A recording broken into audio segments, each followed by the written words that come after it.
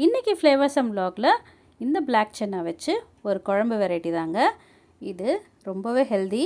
இதுக்கு தேவையானது நைட் ஒரு 8 hours ஊற வச்சு மார்னிங் ஒரு 5 whistles கொடுத்து இந்த மாதிரி சன்னா வேக வச்சு எடுத்து வச்சுக்கோங்க. புளிய மரத்து இலை கிடச்சா அதுவும் கொஞ்சம் ஒரு கைப்பிடி எடுத்து வச்சுட்டு ஒரு முருங்கைக்காய் இல்லை 2 முருங்கைக்காய் இந்த மாதிரி கட் பண்ணி வச்சுக்கோங்க. கடாயில் எண்ணெய் ஊற்றிக்கோங்க. கடாயில் கடுகும் வெந்தயம் தாளிச்சிட்டு அது கொஞ்சம் பொரிஞ்சதுக்கப்புறமா கொஞ்சம் பெருஞ்சீரகமும் போட்டு அதையும் நல்லா பொரியட்டும். அதுக்குள்ளே ஒரு 5-6 பல் பூண்டை தட்டி வச்சு அதையும் போட்டுருங்க. தட்டி வச்சு போட்டாலே நல்ல வாசனை வரும். ஸோ அது நல்ல ஃப்ளேவர் கொடுக்குன்றதுனால நான் தட்டி வச்சு தான் யூஸ் பண்ணுறேன். உரிக்கணுன்ற அவசியம் இல்லைங்க. தட்டி வச்சு போட்டாலே நல்ல ஃப்ளேவர் இருக்கும். ஸோ கூட ஒரு 2 மீடியம் சைஸ் ஆனியன்ஸ் இந்த மாதிரி நீட்டாக கட் பண்ணி போட்டு அதை நல்லா ஃப்ரை பண்ணும்போதே ஒரே ஒரு கொத்து கருவேப்பிலையும் போட்டு நல்லா ஃப்ரை பண்ணுறேங்க.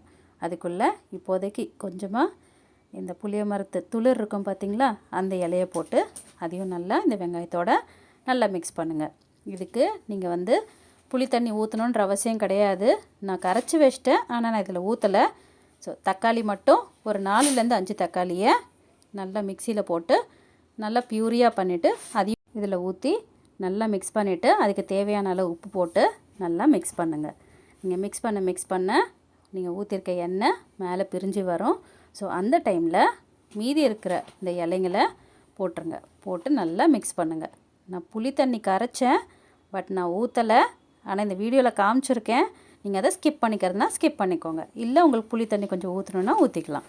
ஸோ இது நல்லா கொஞ்சம் போட்டு வதங்கினதுக்கப்புறமா நீங்கள் கட் பண்ணி வச்சுருக்க ட்ரம் ஸ்டிக்ஸையும் போட்டு அது கூடவே நல்லா மிக்ஸ் பண்ணி கொடுங்க.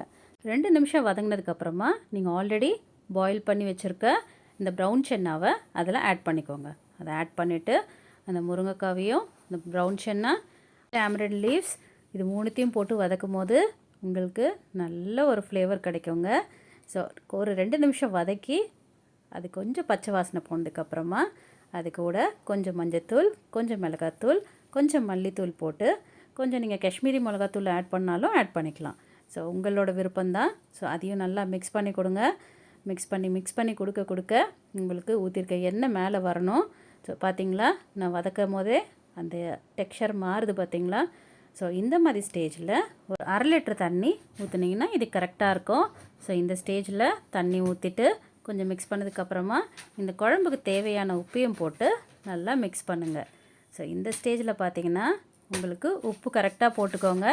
ஏன்னா உங்களுக்கு காய்க்கும் அந்த உப்பு நல்லா பிடிக்கணும் இல்லையா.